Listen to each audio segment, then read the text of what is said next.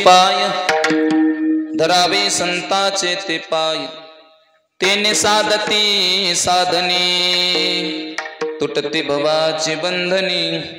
प्रस्तुत प्राप्त प्रसंगी पवित्र कीर्तन रूपे सेवे करता निवडलेला अभंग महान भगवत भक्त वैराग्याचे मूर्तिमंत पुतळे ज्यांच्या अभंगवाणीला सूर्याचे प्रखर तागण्याची दिव्यता चंद्राची शीतलता प्राप्त झाली असे देवमान्य संत संत मान्य संत आणि जगतमान्य संत पैठण्यवासी शांती ब्रह्म एकनाथ महाराजांचा चार चरणाचा अभंग असून या अभंगामध्ये एकनाथ महाराज भगवंताच्या प्राप्तीचं साधन सांगतात।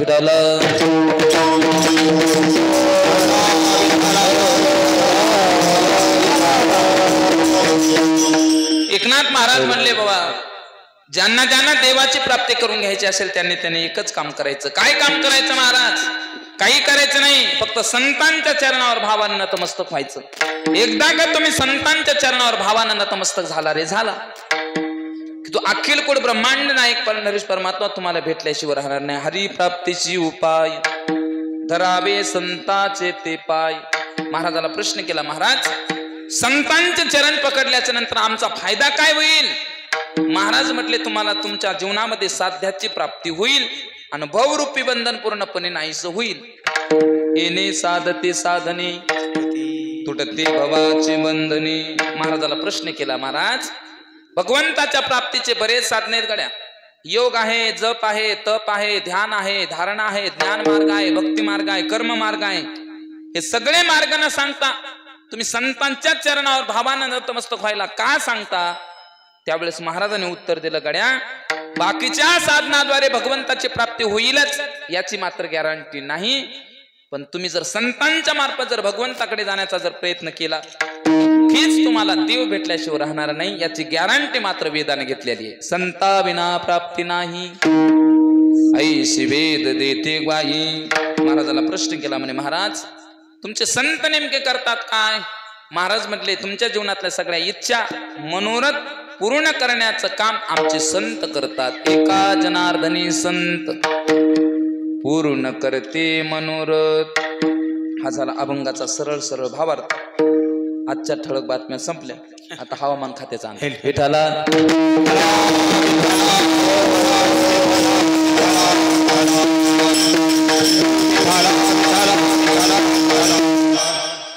अभंगाला सुरुवात करण्यापूर्वी थोडासा पर्याय। आपल्या या उमरा गावामध्ये चालू असलेला अखंड हरिनाम सप्ताह आणि सप्ताहातील चौथ्या दिवसाची कीर्तन रूपी सेवा, बरोबर ना? पाचव्या दिवसाची कीर्तन रूपी सेवा ही माझ्याकडे प्राप्त झाली।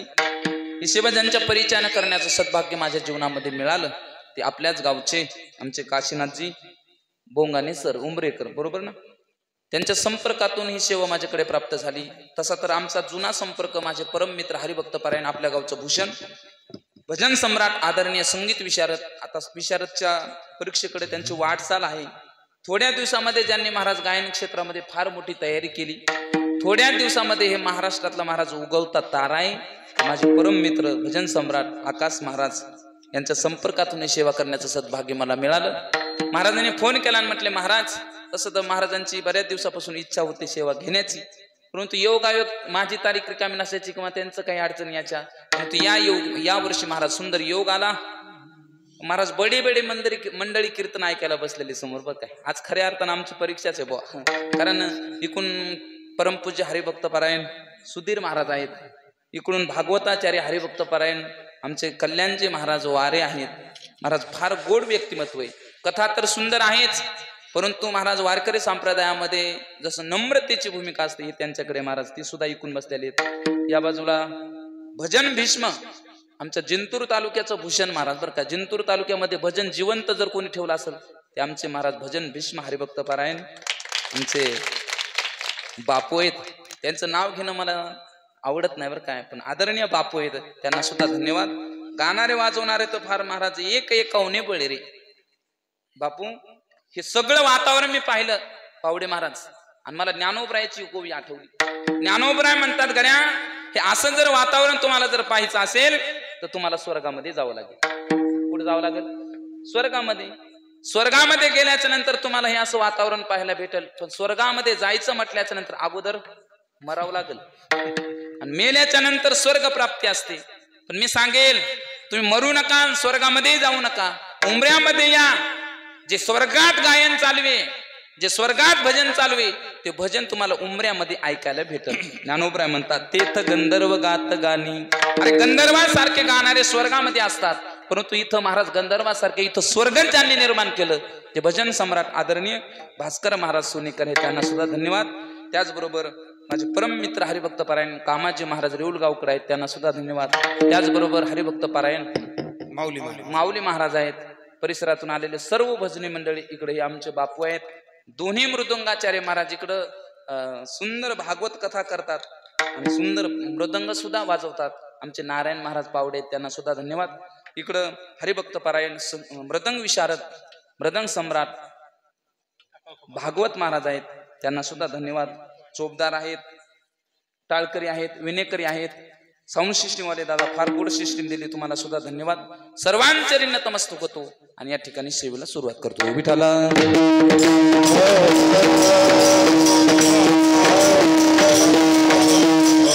माझ्या सोबत आलेले सिंताची गोड अशी साथ करणारे माझे मित्र महेश महाराज आहेत, त्यांना सुद्धा धन्यवाद. प्रस्तमाना करीत असताना एक वाक्य फार महत्वाचं, मायबाप हो, भगवंताने आपल्याला अनमोल असा नरदेह प्राप्त करून दिला. हा नरदेह आपल्याला सहजासहजी नाही मिळाला. हा नरदेह प्राप्त करून घेत असताना आपल्याला बरेच कष्ट सहन करावं लागले बरं काय. महाराजाचे बरेच प्रमाण आहेत. महाराज म्हटले हा नरदेह आपल्याला सहजासहजी प्राप्त होतच नाही. हा नरदेह मिळवत असताना आपल्याला बरेच कष्ट सहन करावं लागतात. महाराजाचं गोड प्रमाणे अनंत जन्माचा सेवत पहा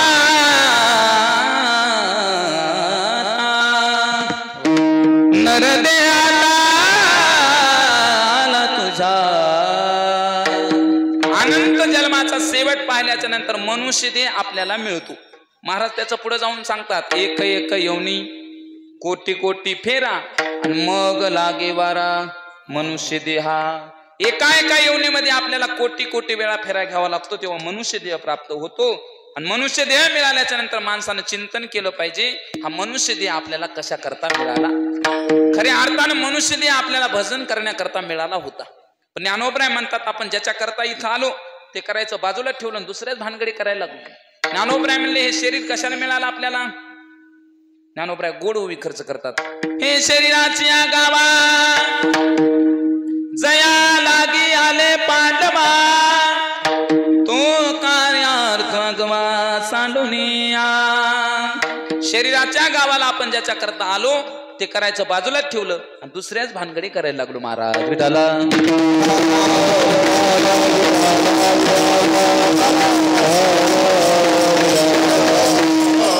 खऱ्या अर्थाने मनुष्य देह मिळाला कशा करता. देवे दिला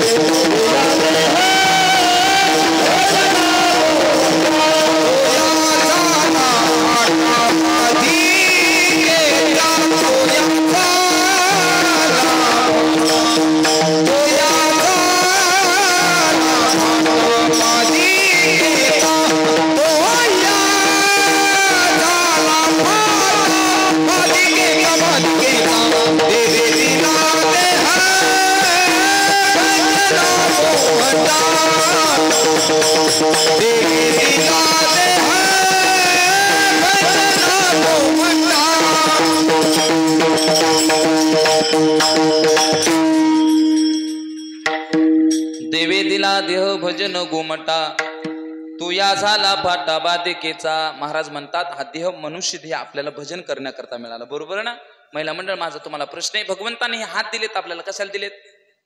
बोला बोला. कापूस याचायला नाही नाही नाही नाही. हे तोंड दिले पोरांना आपल्याला कशाला दिले. हे तर माझ्या पुढचे निघले. विठाला विठाला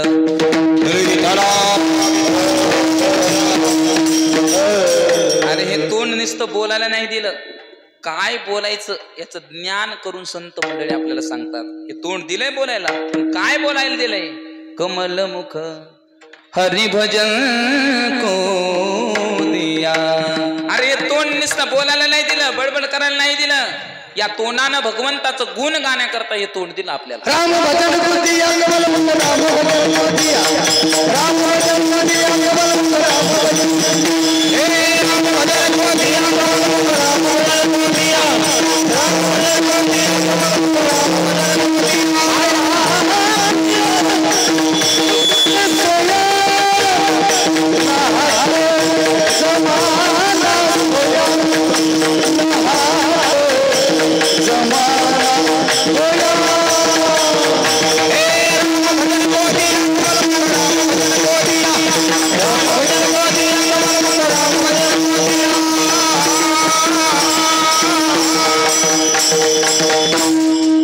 कमलमुख राम भजन को दिया. या तोंडानं आपण भगवंताचं गुणगान गायलं पाहिजे. त्याच्याकरता हे तोंड दिले आपल्याला, हात दिलेत भगवंताच्या भजनामध्ये टाळी वाजवण्याकरता. पण ज्ञानोबाने सांगितलं गड्या अरे हे ज्याच्याकरता मिळालं ते करायचं, आपण बाजूला ठेवलं ना आपला व्यर्थ आयुष्य महाराज वाया घालवायला लागलो. आपलं सगळं आयुष्य वाया गेलं गड्या. कसं वाया गेलं? ज्ञानोबाई पुन्हा एक ओवी येतात, कसं कसं आपलं आयुष्य वाया गेलं. बालपण गेले नेनता तारुण्यपणे विषयी व्यथा वृद्धपणे प्रवतले चिंता मरे मागुता जन्म घेणे. ज्ञानोबराय म्हणले बालपण आपलं खेळण्यामध्ये गेलं. हे लहान लेकरं महाराज निस्ते खेळत राहतात. बालपण खेळण्यामध्ये गेलं, तारुण्यपण विषयाच्या भोगामध्ये घातलं. मी नेहमी सांगत असतो हा मनुष्य देह आपल्याला विषयाचा भोग भोगण्याकरता मिळाला नाही, भजन करण्याकरता मिळाला, परमार्थ करण्याकरता मिळाला. अरे जिंदगी मिली ते किसी के काम आने के लिए. कळलं तर बघा, जिंदगी मिली ते किसी के काम आने के लिए, लेकिन क्या करे साहेब जीवन सारा बीत गया कागज के टुकड़े कमाने के लिए. जर वाक्य आवडतं जरा मोठ्या टाळ्या वाजव जा. ह्या अशा टाळ्या तिकडे लय भेटतात. विठाल विठाल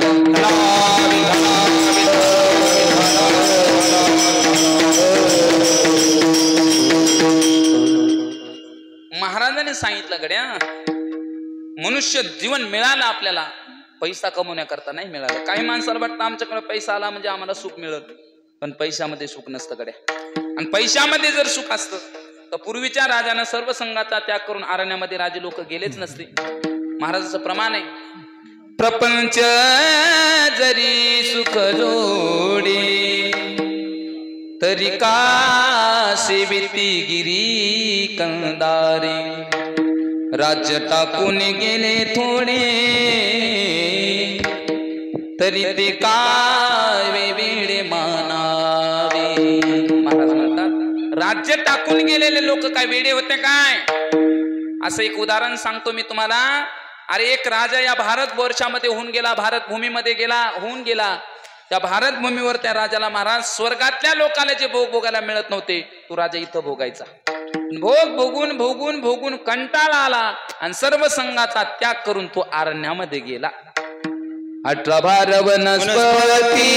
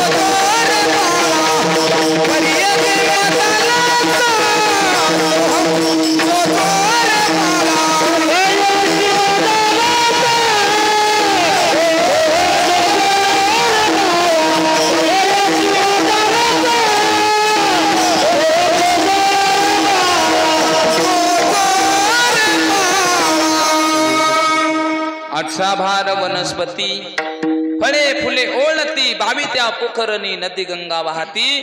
तो राजा कोणत्याही ऋतूमध्ये कोणतंही फळ खायचं म्हटलं तर त्याला खायला भेटायचं. उन्हाळ्यामध्ये नदी गंगा तुडुंब भरून वाहायच्या, पण एवढं बारस भोग असून सर्व संघाचा त्याग केला अरण्यामध्ये गेला. याचाच अर्थ असा होतो की तुमच्याकडे प्रॉपर्टी असली, संपत्ती असली, वैभव असलं, त्या वैभवामध्ये सुख नाही, भगवंताच्या प्राप्तीमध्ये सुख आहे.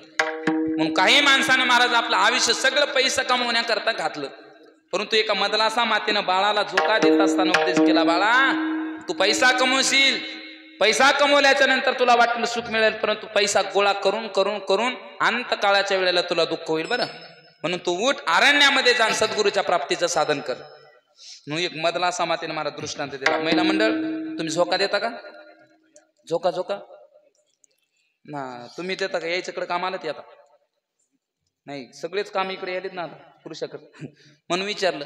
झोका देण्याची पद्धत असते आपल्या इकडे. झोका देत असताना आपल्या इकडे अभंग म्हणण्याची पद्धत आहे बरं काय. बाळ झोपत नसलं की महिला मंडळ काहीतरी गुणगुण गुणगुण करायचं महाराज पूर्वीच्या. पण आताच्या महिलाचं दुर्भाग्य त्याला काहीच येत नाही. दोनच शब्द येतात. कोणते कोणते? You you you you you आणि हाड हाड हाड हाड. याच्यापेक्षा दुसरं शब्दच येत नाही महाराज. पण ती मदला असा माता झाली, तिला 4 पुत्र होते. 4ही पुत्राला तिनं काय केलं महाराज, बाळाला झोका देत असताना उपदेश केला आणि वैराग्य मिळवून दिलं. तिने सांगितलं, बाळा तू मोठा होशील, अरण्यामध्ये जाशील, पैसा कमवशील, पैसा कमवू नको, भगवंताच्या प्राप्तीचं साधन कर. मग त्याच्यामध्ये दृष्टांत दिला. सांगितलं, बाळा 2 मधमाशा असतात. त्या मधमाशा सकाळपासून संध्याकाळपर्यंत नुसता मध जमा करण्याचं काम करतात बापू. सकाळी उठायचं, एखाद्या फुलावर जायचं, मकरंद शोषण करून घ्यायचा, पुन्हा पोळीमध्ये आणून टाकायचा. हा नित्यक्रम त्यांचा चालू झाला. नित्यक्रम चालू असताना त्या ठिकाणी महाराज काय झालं, तो कांदा तयार होऊ लागला. कांदा तयार होता होता होता एका मधमाशीनं दुसऱ्या मधमाशीला प्रश्न विचारला, का ग बाई आपण सकाळपासून संध्याकाळपर्यंत नुसता मध जमा करतो, कधी मध खाल्ला का? दुसरे म्हणते, जाऊ दे ना, जोपर्यंत हातपाय चालतात तोपर्यंत कमवून घेऊ, आणि एकदा हातपाय चालायचे बंद पडले की मस्त बसून खाऊ. कोण म्हणती? मधमाशी. मधमाशी म्हणती. पण त्याचा तो कांदा तयार होतो महाराज. आमच्याकडे कांदा म्हणतात, तुमच्या इकडे कांदाच म्हणतात. आपली भाषा एकच आहे जवळपास. तो कांदा तयार झाला आणि कांदा तयार झाल्याच्या नंतर महाराज एक वाटसरू रस्त्याने जाऊ लागला. रस्त्यानं जाता जाता त्यानं ते महूळ पाहिलं आणि महूळ पाहिल्याच्या नंतर महाराज त्याने एक गौरी पाहिली. गौरी पेटवली, गौरीचा धूर केला, अख्ख्या मधमाशा आंधळ केला आणि सगळाच कांदा घेऊन गेला. मी काय त्या मधमाशा सांग ना, अशा बऱ्याच मधमाशा उंबरा गावामध्ये येत. सकाळपासून संध्याकाळपर्यंत राब राब राब राब राब राब कामं करतात. न राहून एका मधमाशीने प्रश्न विचारला, का ग चंद्रकला अक्का हाय की ते एखादी? नाही तर जवळच पेटायचं पोहा विठाल.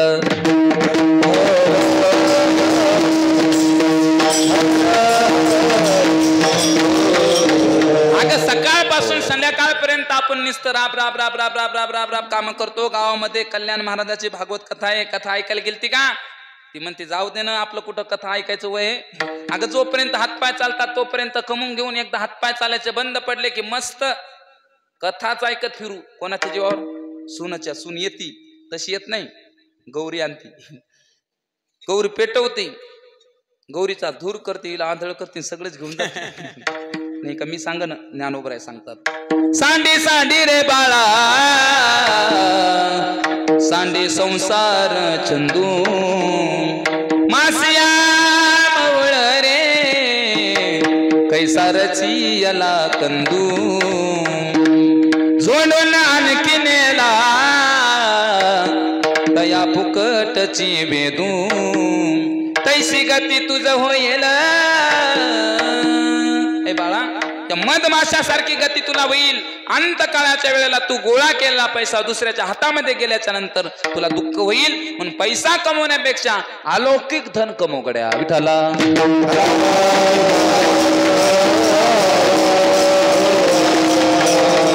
मला वाटतं आपल्या इथे झालेले तुकाराम महाराजांना आपल्यासाठी एक प्रमाणच दिलं गाठामध्ये. तुमची आमची गत सुद्धा तीच झाली. कोंबडा माहितीये का? कोंबडा कोंबडा कोंबडा प्रत्येकाला माहित असतो. तुला तर लवकर माहित आहे विठाला.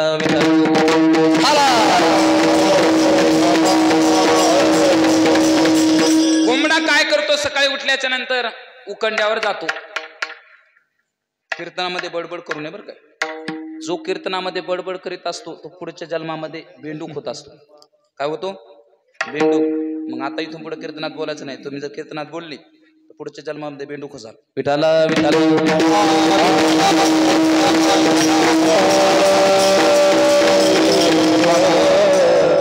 हे लेकर लय विचित्र असतात बाबा, याच्या नादी लागायला जमत नाही.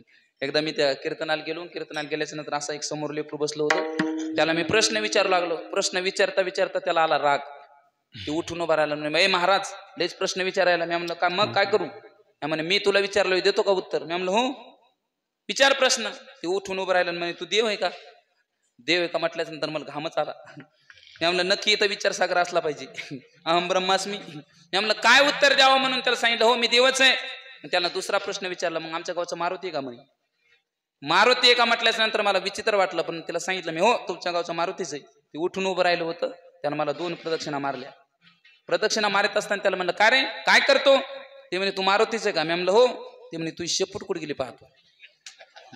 महाराज लोकांना शेपूट असते का? एवढी विचित्र लेकर असतात महाराज. विठाला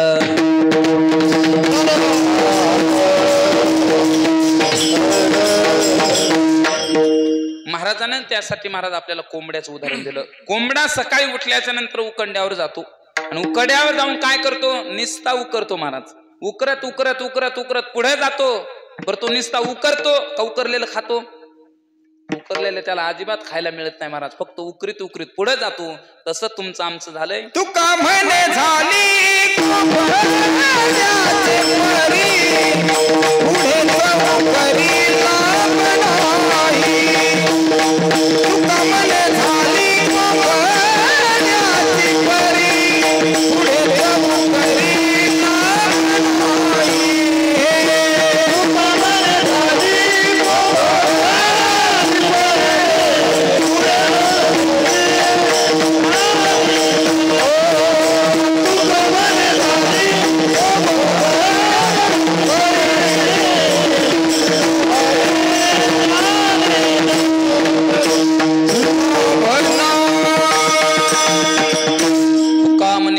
कोंबड्याची परी पुढे उकरी.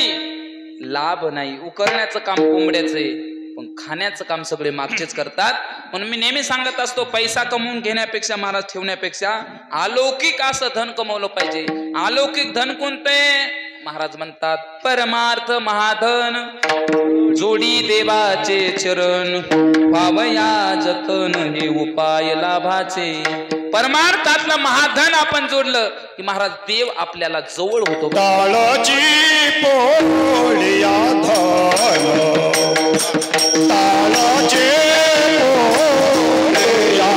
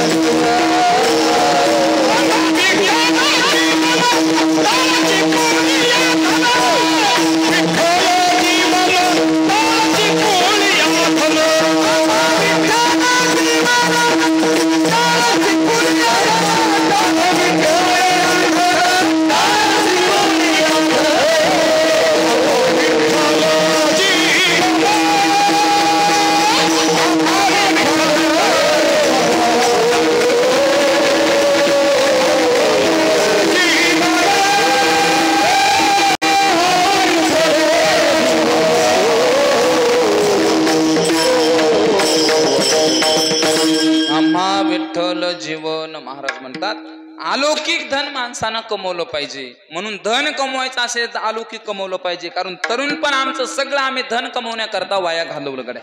म्हणून मी नेहमी सांगितलं आपलं बालपण खेळण्यामध्ये गेलं, तारुण्य पण विषयाच्या भोगामध्ये गेलं, पैसा कमवण्यामध्ये गेलं आणि म्हातारपणामध्ये माणसाला वाटतं आमचा उद्धार व्हावा. म्हातारपणामध्ये उद्धार होईल का? नाही होणार महाराज. अहो डोळ्यानं दिसत नाही, कानानं ऐकू येत नाही, तोंडानं बोलता येत नाही, पायानं चालता येत नाही, हातामध्ये काठी येते आणि मग काठी टेकीत टेकीत टेकीत म्हातारे माणसं मंदिरात येतात, मंदिरातल्या देवाला त्रास देतात. मग म्हणतात इथल्ला इथल्ला इथल्ला. मंदिरातला देव म्हणते चल उठ, तू इथला नाही मसन वाट्यातला. अरे जोपर्यंत परमार्थ करायचा होता तोपर्यंत परमार्थ करून घेतला नाही आणि एकदा अंगातली ताकद संपली की मग मात्र लोक देवाच्या मार्गाला जातात. म्हणून महाराज म्हणतात गड्या हो, तुम्हाला जर जीवनामध्ये जर काही जर करायचं असेल, हा मनुष्य देत काहीतरी करण्याकरता मिळालाय, वाया घालवण्याकरता नाही मिळाला. कधीतरी महाराज विचार केला पाहिजे आपल्याला, हा लौकिक मनुष्य दे कशा करता मिळाला. दुनिया में आने वाले कुछ नाम करके जाना, कुछ नाम करके जाना, कुछ नाम करके जाना. दुनिया में आने वाले कुछ नाम करके जाना. दुनियामध्ये आपण आलो ना, काहीतरी नाम करून गेलो पाहिजे महाराज. अरे स्वतःसाठी तर आम्ही जीवन कधीही जगतो, परंतु महाराज समाजासाठी जीवन जगलं पाहिजे. मला तरी वाटतं बाबा की समाजासाठी जो जीवन जगत असतो त्याचं नाव अजरामर होत असतं. आज समाजासाठी जीवन जगणारा एकच माणूस आहे महाराज, ते म्हणजे मनोज जरांगे पाटील. सगळ्याचा त्याग केला महाराज. मुलीकडे नाही पाहिलं, आईकडे नाही पाहिलं, बायकोकडे नाही पाहिलं. जोपर्यंत माझ्या मराठा समाजाला आरक्षण भेटत नाही तोपर्यंत मी माझ्या संसाराला पाणी सोडलं. याला म्हणतात समाजासाठी जीवन. त्याच्या नावात पावर आहे, तो नेता दमदार आहे. त्याच्या नावात पावर आहे, तो नेता दमदार आहे. भले भले लपटला पाणी, भले लपटला पाणी. मनोजरांगे बदलावानी, हलका दुसरा कोणी. मनोजरांगे बदलावानी, हलका दुसरा कोणी.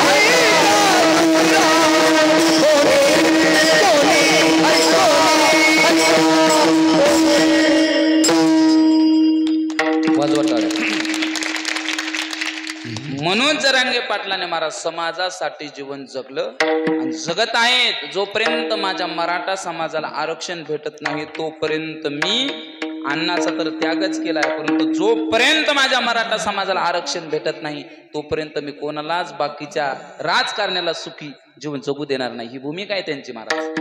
मला सांगायला आनंद वाटेल, महाराष्ट्रामध्ये पहिल्यांदा दिल्लीचं तख्त हलवलं छत्रपती शिवाजी महाराजांनी आणि दुसऱ्यांदा महाराज दिल्लीच्या तख्तातल्या सगळ्या पुढाऱ्याला कामाला लावलं मनोज जरांगे पाटलांनी.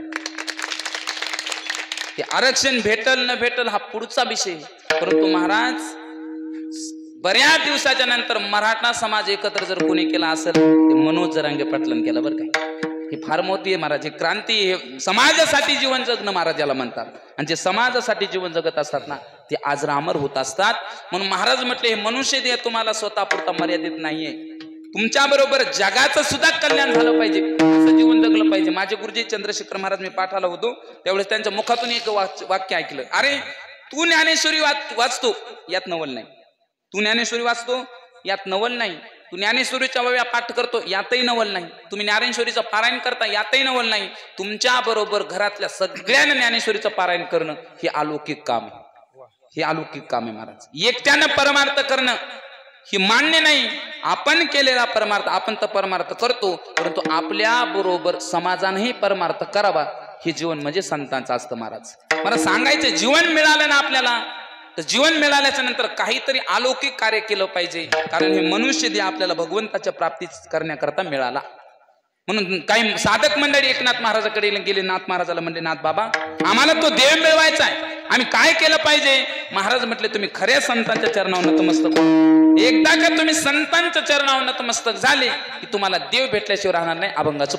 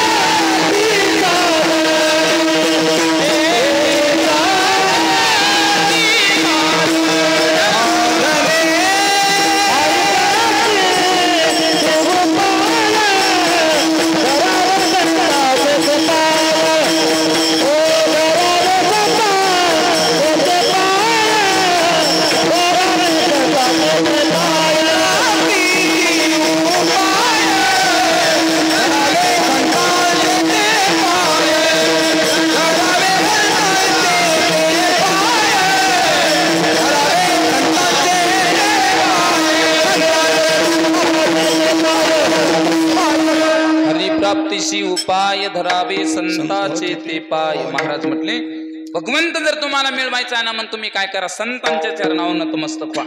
संतांच्या चरणावर तुम्ही नतमस्तक झाले की तुम्हाला तो देव भेटल्याशिवाय राहणार नाही. पण काही लोकांना प्रश्न निर्माण होईल, महाराज संतांच्या चरणावर नतमस्तक झाल्याच्या नंतर नक्कीच देव भेटतो का? नेहमी सांगत असतो, निस्त्या संतांच्या चरणाचा स्पर्श जरी आपल्याला झाला, जीवाला झाला, तर जीवाला देव भेटतो. महाराज तुम्ही बोर झाले का? नाही बोर झाले का तुम्ही? मला सांगा पहिलं. आता कीर्तनात लोकाला फवारे लागलेत बाबा, पण आमच्या परिसरामध्ये एक संत होऊन गेले, नथुराम बाबा केहाळकर. नथुराम बाबा केहाळकर म्हणायचे, अरे कीर्तन हे मनोरंजनाचा करता नाही, कीर्तन हे मनोमंथना करता आहे. कीर्तनामध्ये मनोरंजनाची माणसांना अपेक्षा करू नये. कीर्तनामध्ये फार फार झालं तर महाराज आपल्या जीवनामध्ये आपलं अंतःकरण निर्मळ आणि सात्विक होण्याची गरज आहे. आणि एकमेव जगातलं साधन जर कोणतं असेल परिवर्तनाचं, तर कीर्तन हे साधन परिवर्तनाचं महाराज, मनोरंजनाचं नाही. इथं येऊन मनोरंजनाची महाराज अपेक्षा तुम्ही कीर्तनामध्ये ठेवत जाऊ नका. विठाला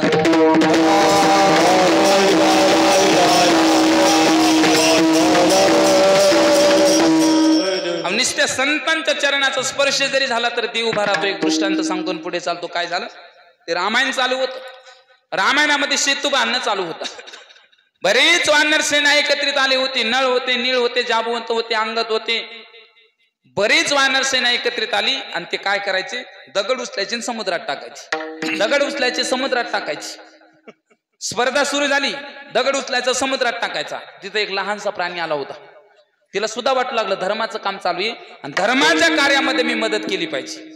धर्म कार्य चालू असताना महाराज भूमिका फार महत्वाची, मदत करण्याची. बघा आम्ही एक धर्माचं काम केलं, प्रत्येक माणसाने केलं महाराज. भारत देशातल्या प्रत्येक माणसाने एक धर्माचं काम केलं. कोणतं? राम मंदिराचे महाराज जे बुक आले होते त्यावेळेस प्रत्येक माणसानं मंदिराचं काम होण्याकरता थोडी थोडी थोडी थोडी थोडी थोडी पट्टी दिली महाराज. का तर त्या मथुरेमध्ये गेल्याच्या नंतर रामचंद्र प्रभूचं महाराज अयोध्येमध्ये गेल्याच्या नंतर, रामचंद्राच्या मंदिरामध्ये गेल्याच्या नंतर, तिथं गेल्याच्या नंतर तो भाव आम्हाला जागृत व्हायला पाहिजे की हे मंदिर बांधत असताना या मंदिराला माझी सुद्धा एक वीट आहे. ही भूमिका आहे महाराज, दुसरं काही नाही त्याच्या मागे. ही फार महत्वाचं आहे, भूमिका फार महत्वाची महाराज. धर्म कार्य चालू असलं की तिथं मदत केलीच पाहिजे. आणि एखादा जर धर्म कार्याला जर मदत करीत नसेल तर त्यानं नरकाला जायला तयार राहिलं पाहिजे. महाराज म्हणतात, तुका म्हणे सत्य कर्म व्हावे साय, घातलिया भय नरका जाणे. धर्म कार्याला जर मदत करीत नसाल तर तुम्ही नरकामध्ये जाल. पण त्या खारुताईला वाटलं मी धर्माचं काम केलं पाहिजे, सेतू बांधणं चालू आहे. आणि मग ती खारुताई काय करायची महाराज, त्या ठिकाणी पाण्यामध्ये जायची, पाण्यामध्ये आपलं अंग भिजवायची, वाळूवरती यायची, गडबडा लोळायची आणि अंगाला जेवढी वाळू चिटकली तेवढी वाळू महाराज त्या शेतूवर जाऊन झटकायची. काय काम होतं, किती बारीक काम आहे महाराज, पण भूमिका फार महत्वाची. पाण्यामध्ये जायचं, वाळूवरती यायचं, पुन्हा शेतूवर जायचं, महाराज अंग झटकायचं. ही धांदलगाई सुरू झाली.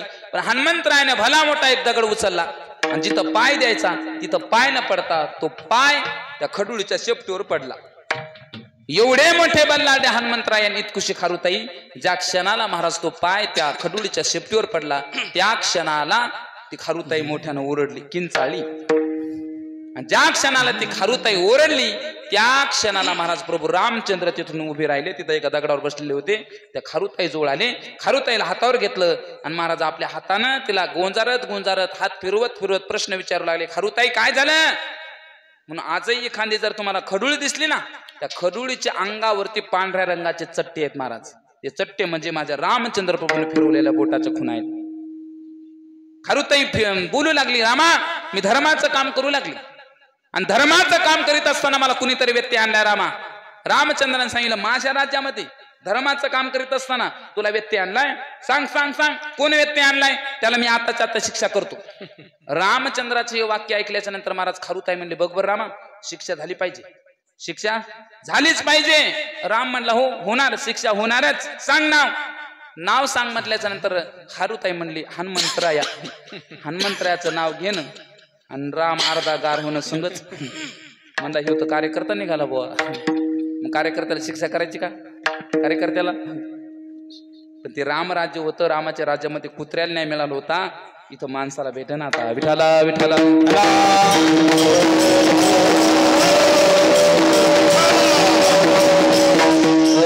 रामचंद्रानं ऐकला असू दे म्हणले, हनुमंतराय असू दे, नाही तर नळ असू दे, निळ असू दे, कोणीही असू दे, त्याला मी शिक्षा करणार, त्याला मी शिक्षा करणार म्हटल्याच्या नंतर रामचंद्राचे वाक्य ऐकलं आणि खारुताईनं बाजू बदलली. रामा एक काम करा म्हटले. काय करू, काय नाही म्हणे, शिक्षा करू नका, पण एक काम करा, त्या हनुमंतरायाला बक्षीस द्या आणि सत्कार करा. सत्कार करा म्हटल्याच्या नंतर रामचंद्र म्हणले, वेडीस का, चुकून जर शेपटीवर पाय पडण्याऐवजी जर पोटावर पडला असता तर सत्कार करा शिल्लक राहिली असती का, मग करायचा का सत्कार. म्हणले सत्कारच करायचा. कशामुळं म्हणले, रामा मी सुद्धा समुद्रात दगड टाकायचे, हनुमंतराया सुद्धा समुद्रात दगड टाकायचा, तू नुसता टुळू टुळू आमच्याकडे पाहायचा. जर हनुमंतरायाच्या चरणाचा स्पर्श माझ्या शेपटीला जर झालाच नसता तर तू उठून उभा राहिला नसता. हनुमंतरायाच्या चरणाचा स्पर्श माझ्या शेपटीला जर झालाच नसता तर तुझी माझी भेट झाली नसती. हनुमंतराय म्हणजे संत, नुसत्या संतांच्या चरणाचा स्पर्श त्या खारुताईला झाला तर पुढे देव उभा राहिला. एवढी ताकद महाराज संतांच्या चरणात.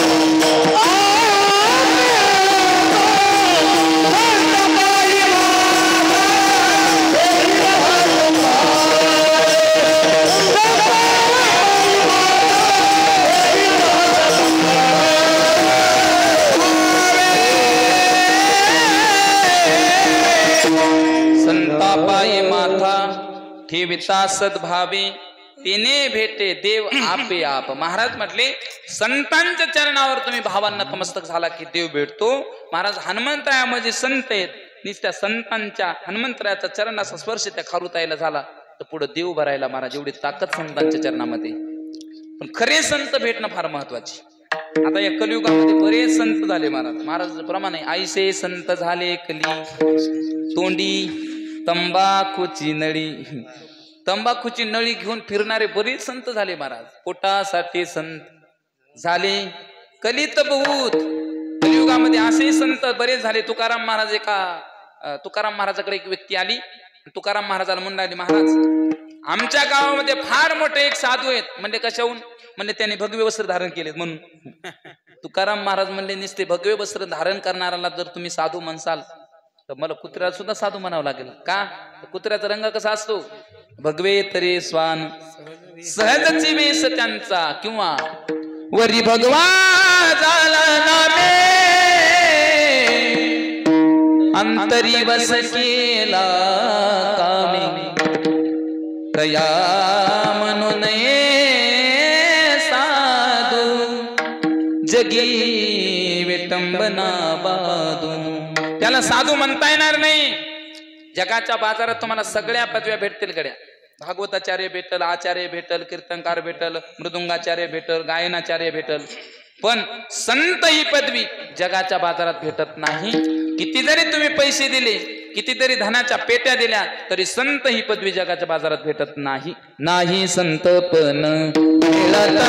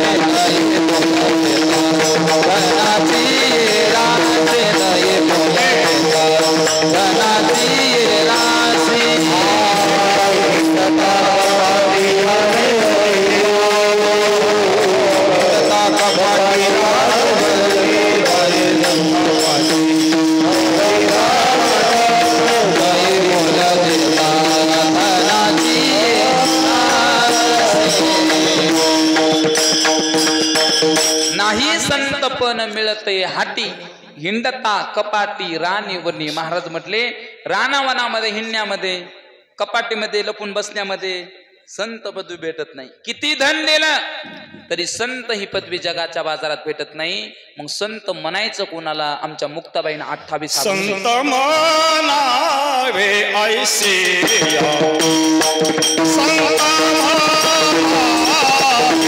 ऐसिया.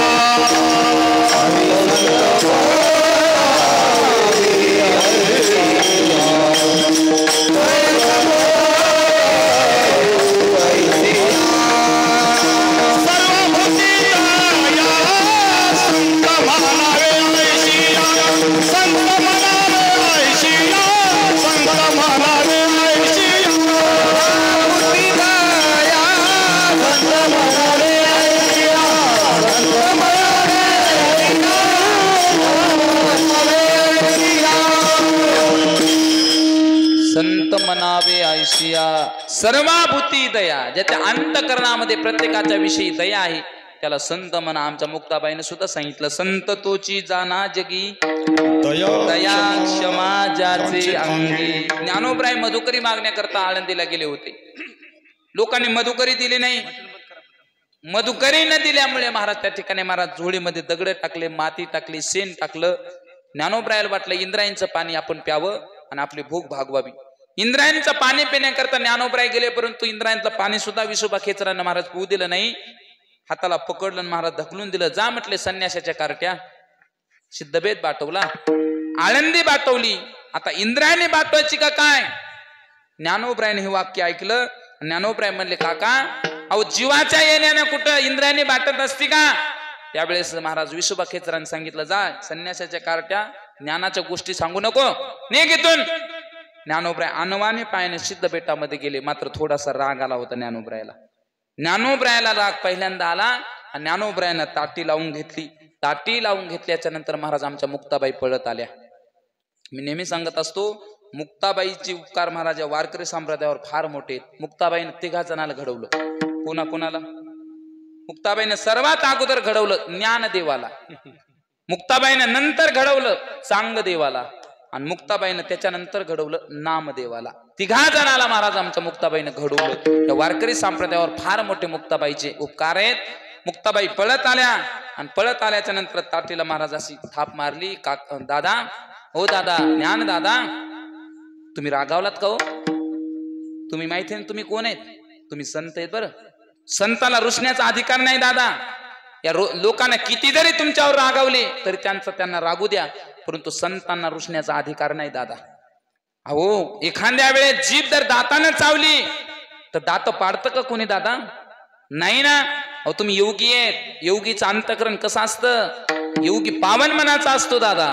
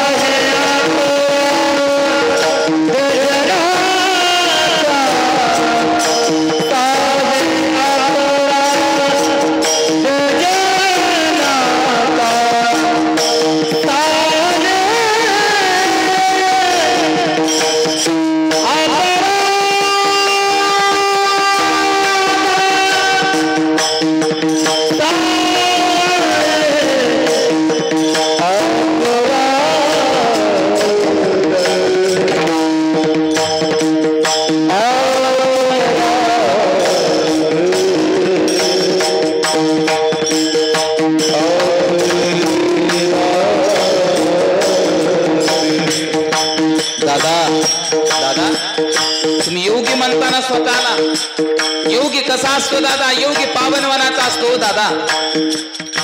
योग्याचं अंतकरण पावन असतं. या लोकांना किती आघात जरी केले तुमच्यावर तरी तुम्हाला रुसण्याचा अधिकार नाही बरं दादा. अहो संताला रुसता येत नाही दादा. या जगाने आघात केले ना, तुम्ही सहन करा.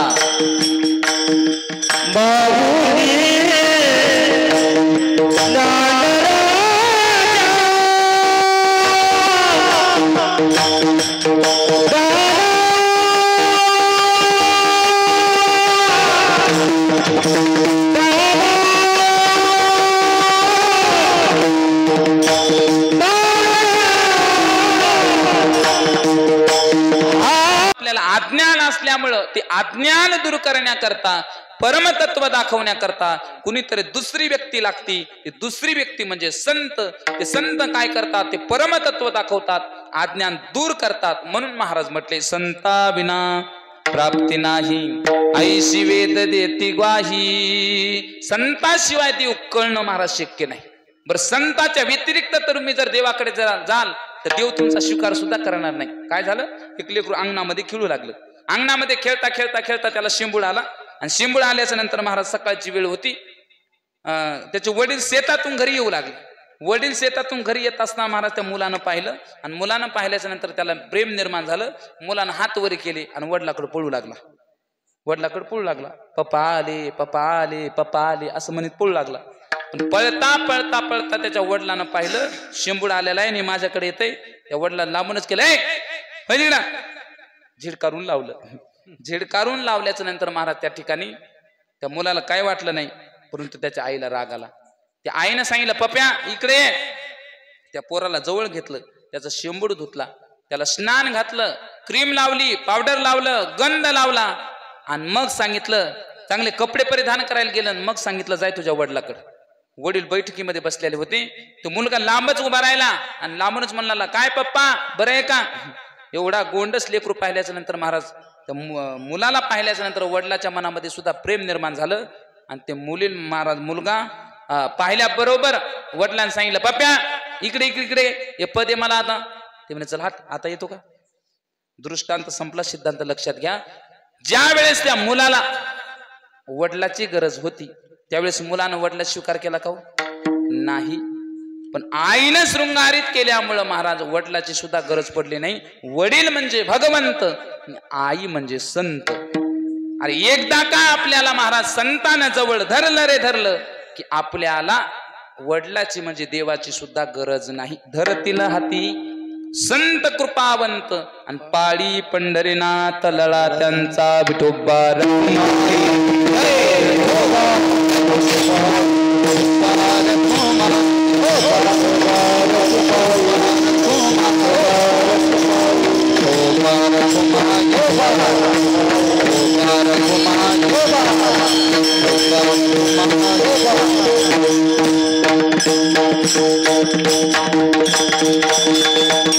महाराज म्हटले तुम्ही डायरेक्ट देवाकडे जाऊ नका, देव तुमचा स्वीकार करणार नाही.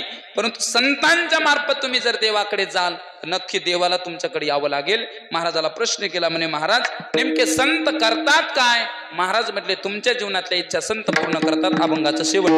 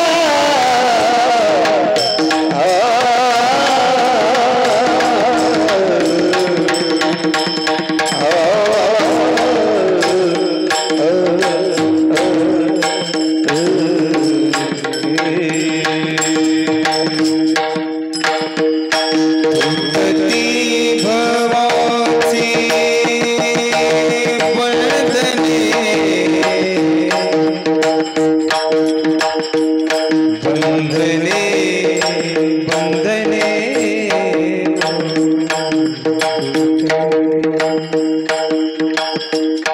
हरी तुटती भवाची बंधने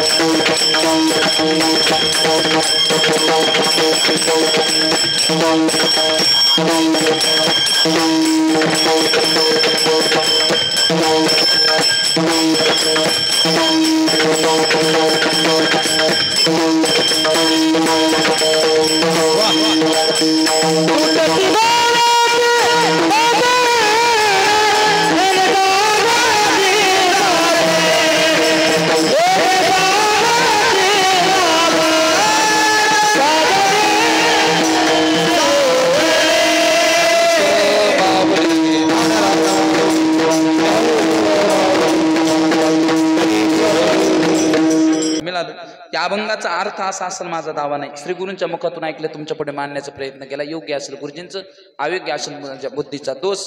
फार सुंदर नियोजन आहे महाराज, सुंदर गाणारे आहेत, ऐकणारे सुद्धा गोड आहेत. मी शेवटच्या माणसाकडे पाहू लागलो महाराज, एकही माणूस उठला नाही, एकही माणूस उठला नाही. ही आपल्या गावाची बैठक आहे महाराज.